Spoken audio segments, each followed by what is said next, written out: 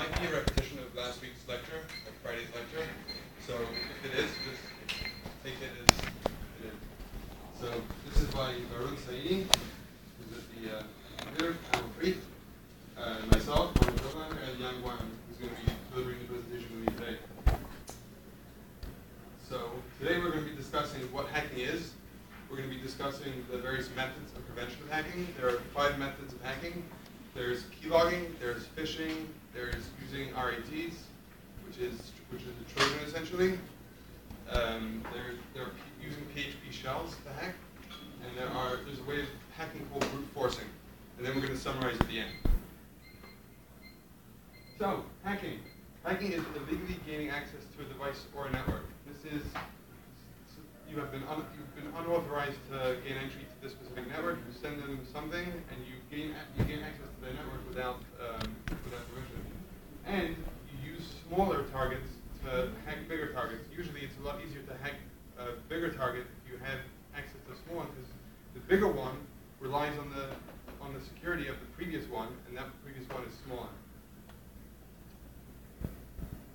It is not a simple command or operation. It's very difficult to hack if you don't know what you're doing.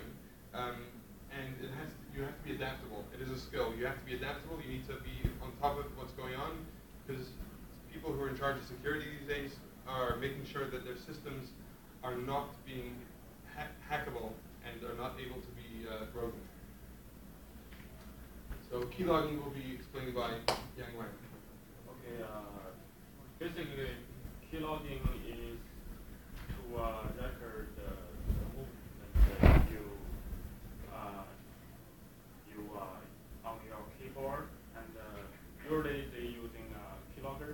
The keylogger can be a application, software program, or hardware. And they use keylogging usually to steal your password or private information you just can using the keyboard. And this picture demonstrates how the keylogging working. You see, that's the user, that's the hacker, and one user type anything using the keyboard, then the keylogger gonna transfer the information through the internet to the hacker, and in this way they're gonna steal your information. And so how can we protect our computer from this kind of hacking? And first, we can use anti-spyware. Then we can know if there are loggers in our computer. And then we can use on-screen keyboard. Then we don't actually using the keyboard to input data, so we can't record our hand movement. And then we can also use automatic form filter program, and the data just transfer to where it should transfer to automatically, and we don't need to input anything, and therefore they don't know what we don't input anything. They don't know our information. And then is phishing. Phishing is just like keylogging, and is tricking people into revealing their personal information under false pretenses. And you see, these are the examples of phishing, and usually people accidentally click some pictures on a website, but usually it's linked to a hacker, and therefore your information can be stolen by a hacker. And that's YouTube. Actually, it's a fake YouTube, and this one is also fake. And they use phishing to steal your bank account, steal your money, also change your computer setting, and put some software, bad software into your computer. Also some ads, and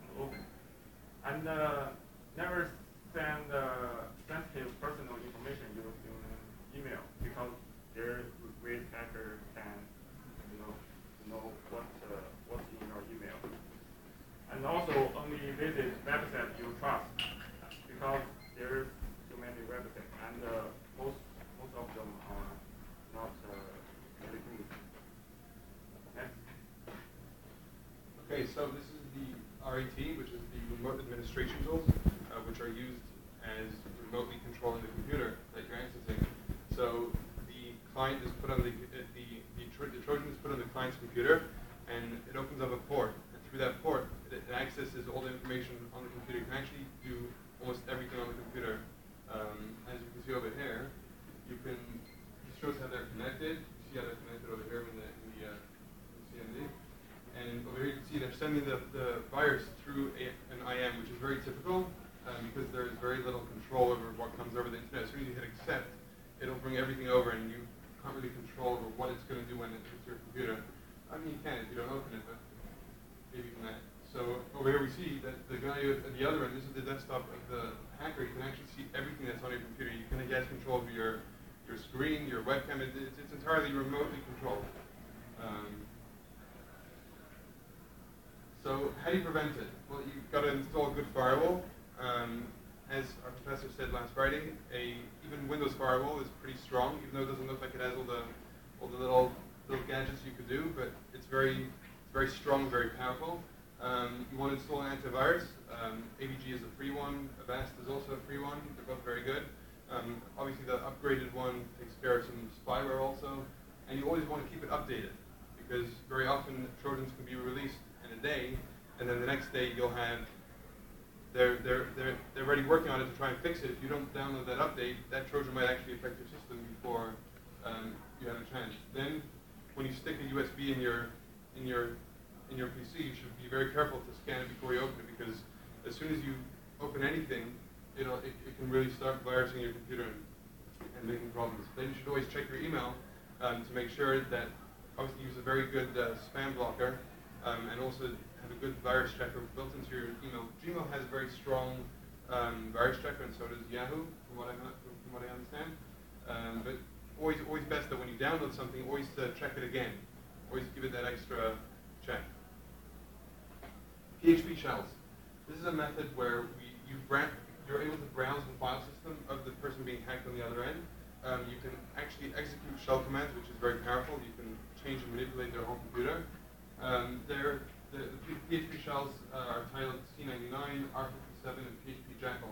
This is how a window would look in one of those, and they're very powerful. They can really manipulate a whole file system. Once they get in, they're able to do a lot of damage.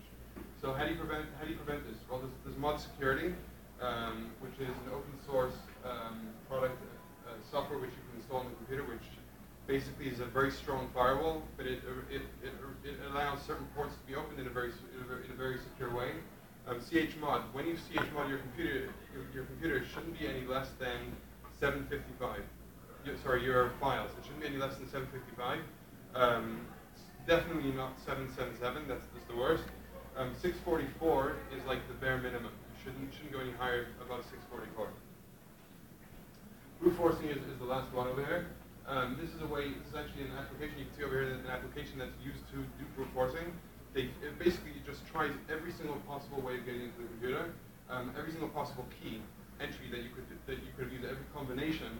It puts them all together and it tries to hack in as quick as possible. The thing is that the longer your password is, the more complicated it is, the more difficult it is to actually get into your system. That's why hackers tend to avoid this method, because it's not going to really get them too far, especially if you have something that's a little more complicated. Therefore, in order to prevent that, you need to make very long passwords. You should use special characters, and you should do capitals and non-capitals. You should use them alike.